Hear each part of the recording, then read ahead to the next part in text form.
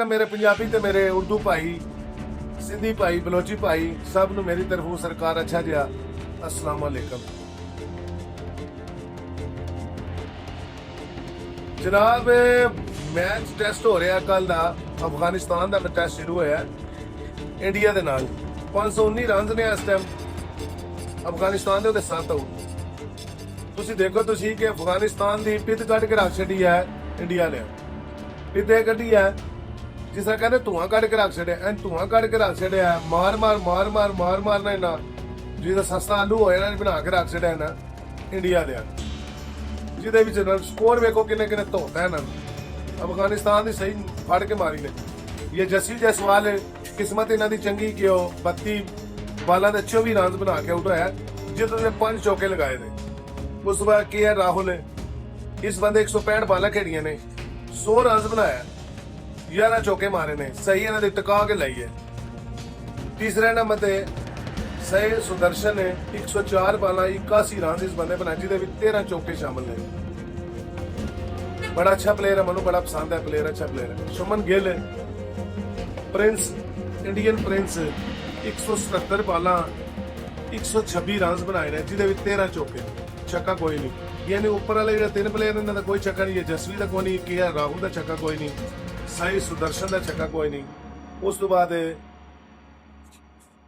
पन्नत साहब आ जाते नहीं। गिल ने एक छक्का मारिया, 15 मारे से चौके, 177 बाला केड़े 126 रन बनाए से आउट होया, जिहदा एक छक्का उन्हें लगाया। अगों आ जाने पन्नत साहब। पन्नत साहब ने 121 बाला खेड़ियां ने, जिहदे विच 81 रन बनाए ने, जिहदे विच 6 चौके 3 छक्के लगाए ने, शानदार छक्के। तुहानू पता पन्नत मठा नहीं खेड़दा, पन्नत मारदा चले। ध्रुव जरेल है, ये भी सलीम ने आउट किया, जिहदे 19 रन बनाए ने, 20 बालां खेड़ियां ने, 4 इस बंदे चौके मारे ने।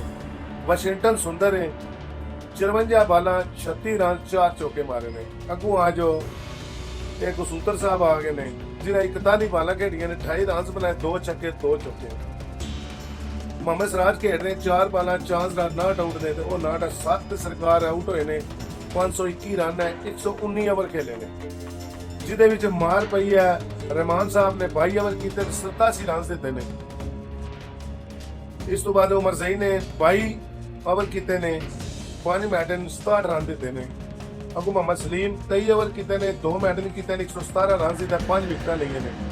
अगू 22.1 करोटी के ना कोई नवी अफगानिस्तान का प्लेयर है, कोई समझ नहीं आ रही। अगू मलिक आ जाता है, इन्हें 7 ओवर कीते ने। मतलब गल कहण दा कि अफगानिस्तान की सही दुर्गस बनाई है इंडिया वाले। पंजाबी पुत ने आले शुभमन गिल, पन्नत, इन्हें सही ठुकाई की इन्हां दी।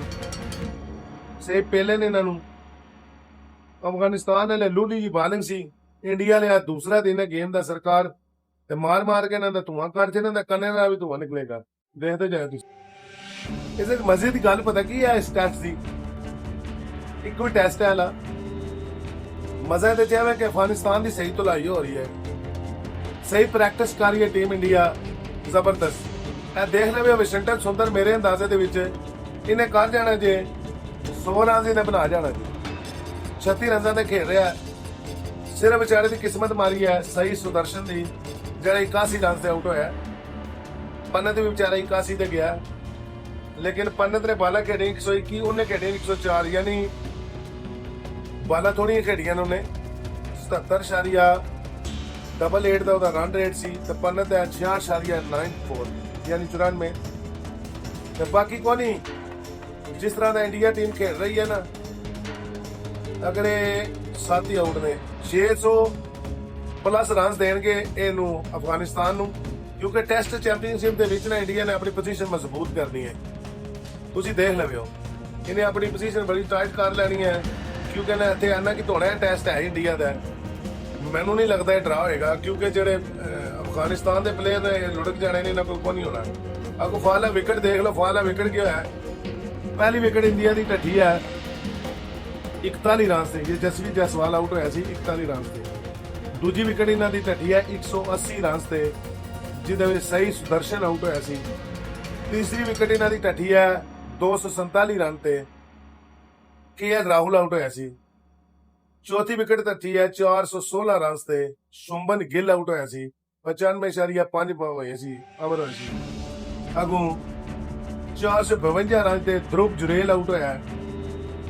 ਅਗੋਂ 6ਵੀਂ ਵਿਕਟ ਗਈ ਹੈ 456 ਰਨ ਤੇ 4 ਰਨਾਂ ਬਾਅਦ ਪਨਤ ਆਊਟ ਹੋਇਆ।